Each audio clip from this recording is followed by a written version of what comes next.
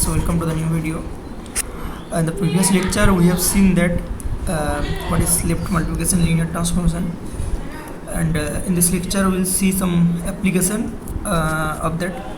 So let us start by the question 1. Here given that A is a 3 cross 3 real matrix, then we have to show which of the following is or are true.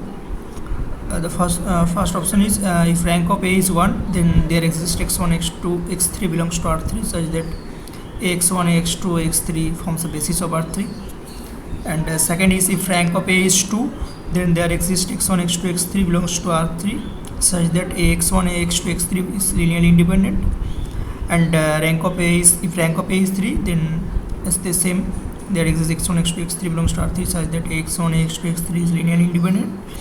And the fourth option is if rank of A is 3, then there exists x1, x2, x3 belongs to R3 such that x1, x2, x3 forms the basis of R3.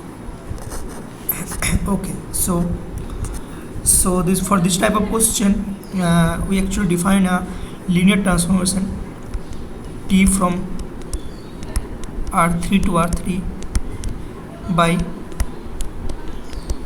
Tx equals to Ax. Now in the previous lecture we have seen that in this case of linear transformation rank of T is same as rank of A, and nullity of T is same as nullity of A.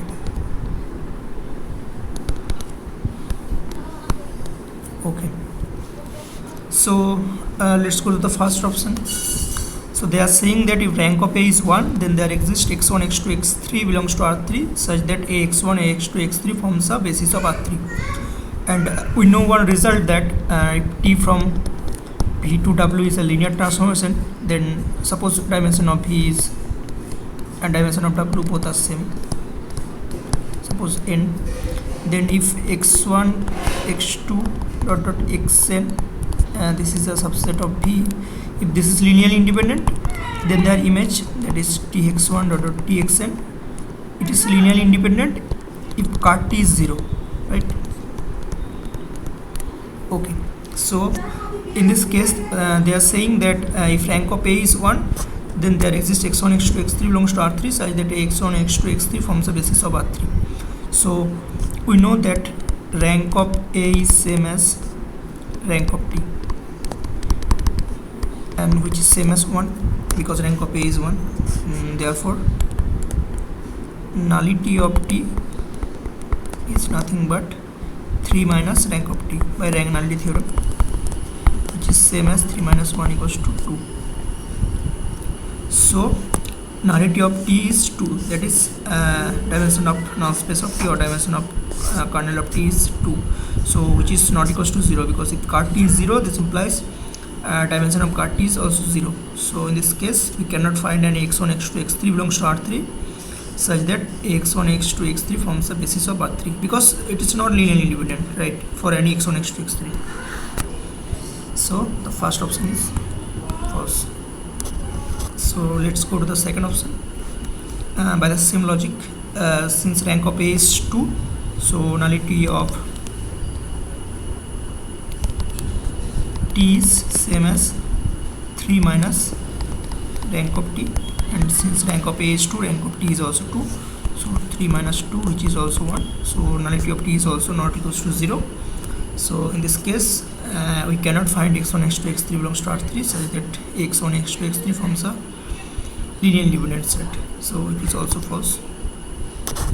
And for the third option, since rank of A is 3, so rank of A is 3 implies rank of T is also 3, and this implies nullity of T is 3 minus rank of T, so 3 minus 3, which is 0. So in this case for any x1, x2, x3 which are linearly independent, implies x1, x2, x3 is also linearly independent, so this option is true.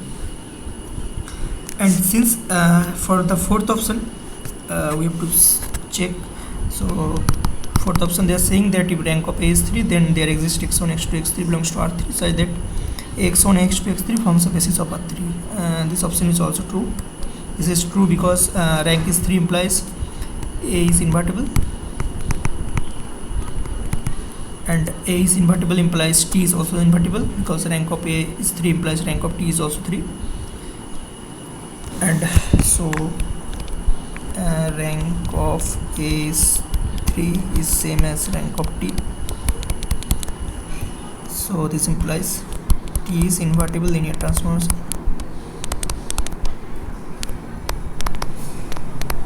T is invertible linear map. T from R3 to R3 was defined by Tx equals to Ax, and we know that for invertible linear map T maps basis to basis. So if we choose any basis x1, x2, x3, which is a basis of R3, which will imply that Tx1, Tx2, Tx3 is also basis of R3, which is same as Ax1, Ax2, x3 is a basis of R3. So if you choose x1, x2, x3 such that x1, x2, x3 forms a basis of R3, then their images, that is Ax1, x2, x3 will also form the basis of R3. So your existence is clear. Okay, so thank you so much, and see you in the next video.